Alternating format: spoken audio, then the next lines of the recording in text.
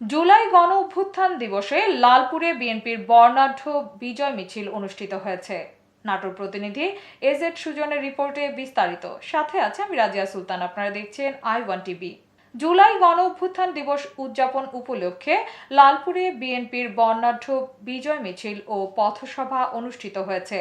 মঙ্গলবার ৫ আগস্ট ২০২৫ উপজেলার লালপুর শ্রী সুন্দরী পাইলট মডেল হাই স্কুল মাঠে উপজেলার বিভিন্ন এলাকা থেকে খণ্ড খণ্ড মিছিল নিয়ে বিএনপির নেতাকর্মী সমর্থকরা সমবেত হয়। ঢাকা মেডিকেল কলেজের সাবেক ভিপি ও নাটোর জেলা বিএনপির সদস্য ডাক্তার ইয়াসিন আরশাদ রাজন ও বিএনপির মিডিয়া সেলের অন্যতম সদস্য ও নাটোর জেলা বিএনপির যুগ্ম আহ্বায়ক ব্যারিস্টার ফারজানা শারমিন পুতুলের নেতৃত্বে ঐক্যবদ্ধভাবে একটি বিশাল বিজয় মিছিল বের হয়। মিছিলটি সড়ক প্রদক্ষিণ শেষে ত্রিমোহনী চত্বরে পথসভায় মিলিত হয়।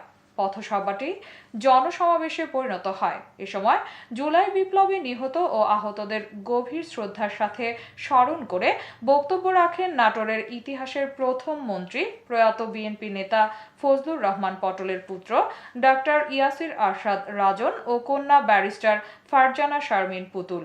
বক্তব্যে তারা বলেন, বিএনপির ভারপ্রাপ্ত চেয়ারম্যান তারেক রহমান বিগত দিনের বাংলাদেশে ফিরতে চান না, তিনি নতুন একটি বাংলাদেশ গড়তে চান।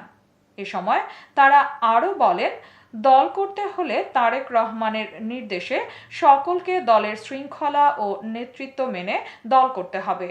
এ সময় উপস্থিত ছিলেন লালপুর উপজেলা বিএনপির সাবেক সদস্য সচিব ও উপজেলা পরিষদের সাবেক চেয়ারম্যান হারুন অর রশিদ পাপ্পু, গোপালপুর পৌর বিএনপির সাবেক আহ্বায়ক ও গোপালপুর পৌরসভার সাবেক মেয়র নজরুল ইসলাম মুলাম, পৌর বিএনপির সাবেক সদস্য সচিব জিল্লুর রহমান, উপজেলা বিএনপির যুগ্ম আহ্বায়ক বিলমারিয়া ইউনিয়ন পরিষদের চেয়ারম্যান সিদ্দিক আলী মিন্টু, উপজেলা বিএনপির যুগ্ম আহ্বায়ক হামিদুর রহমান বাবু, উপজেলা যুবদলের আহ্বায়ক আব্দুস সালাম, লালপুর ইউনিয়ন বিএনপির সাবেক সভাপতি আশরাফুল আলম লুলু, সাবেক সাধারণ সম্পাদক রবিউল ইসলাম রবি, ঈশ্বরদী ইউনিয়ন বিএনপির সাবেক সভাপতি রফিকুল ইসলাম, সাবেক সাধারণ সম্পাদক ও ইউপি চেয়ারম্যান আব্দুল আজিজ রঞ্জু সহ বিভিন্ন ইউনিয়নের সভাপতি সম্পাদকবৃন্দ।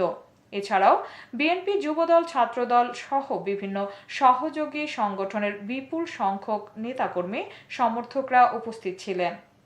তিনি নতুন একটি বাংলাদেশ গড়তে চান, সামনের দিকে এগিয়ে বাংলাদেশ গড়তে চান। সেই বাংলাদেশ গড়ার পেছনে সব থেকে বড় যে জিনিসটা জড়িত আমাদেরকে মনে রাখতে হবে, সেটা হচ্ছে দলের ডিসিপ্লিন মাথায় রাখতে হবে।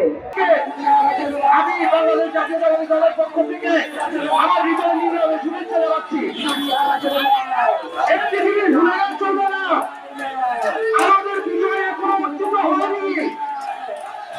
৫ই আগস্টের পরে আজকে ৫ই আগস্ট চলে এসেছে, আমাদের বিজয় অর্জিত হয়নি।